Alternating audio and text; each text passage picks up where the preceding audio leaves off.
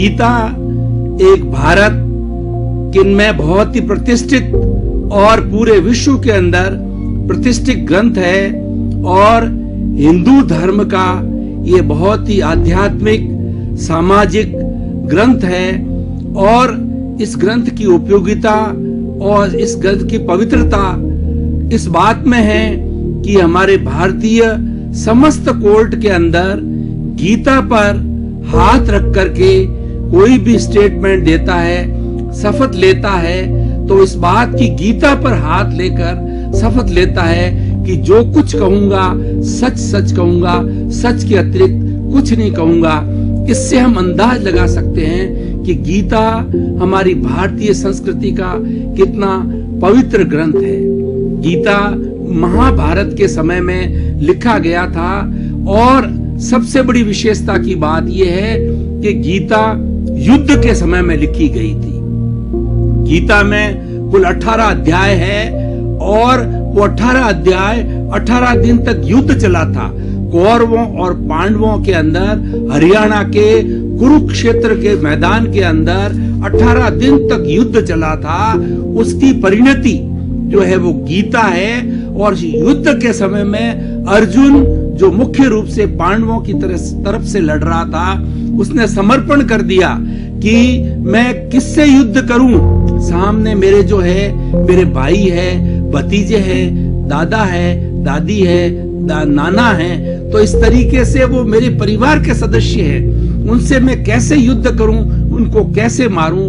तब जो है भगवान कृष्ण जो है उसको शिक्षा देते हैं, ये तुम्हारी ड्यूटी है, ये तुम्हारा कर्तव्य है, इस कर्तव्य का निर्वाह करना है। इस तरीके से गीता लिखी गई है और गीता महाभारत के समय में लिखी गई है। तो हम थोड़ा सा पहले महाभारत के बैकग्राउंड के अंदर जाते हैं कि भगवान कृष्ण जो है वो जो है वहां के द्वारकाधीश कहलाते हैं। द्वारका के राजा थे और उनके बड़े भाई बलराम जी थे, यादव यदुवंशी थे।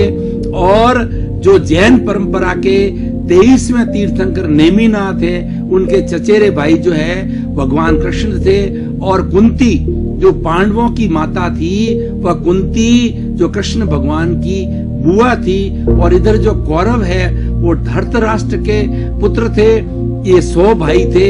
धृतराष्ट्र जो है वो बड़े थे उम्र में, लेकिन वो आंखों से अंधे थे, इसीलिए उनको राजा बनाया गया। और इन पांडु पुत्रों ने 5 पांडवों ने जो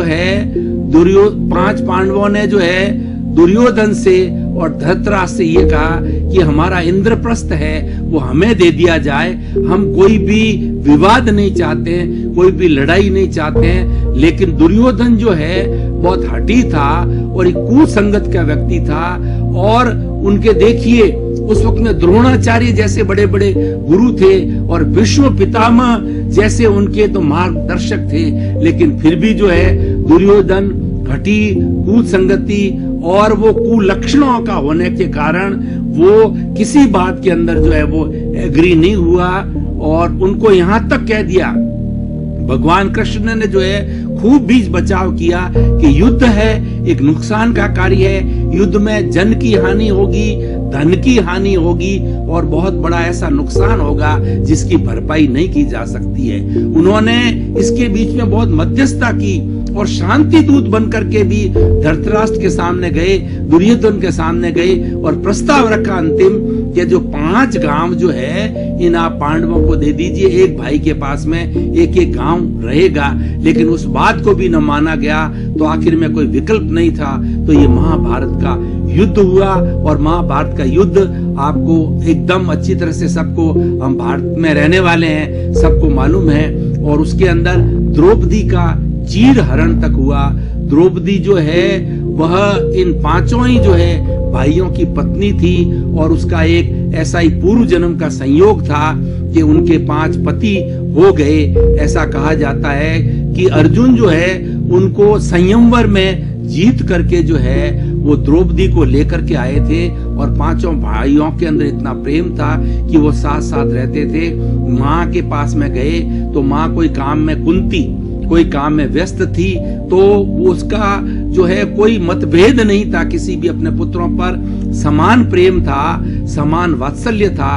तो वो किसी काम के अंदर व्यस्त थी तो सामने नहीं देखा, तो जो है अर्जुन ने कहा कि मामा हम आपके सामने क्या लेकर के आए हैं, तो बिना देखे ही हमेशा की तरह से उन्होंने कह दिया कि जो कुछ लेके आए हो तुम आपस के अंदर बांट लो।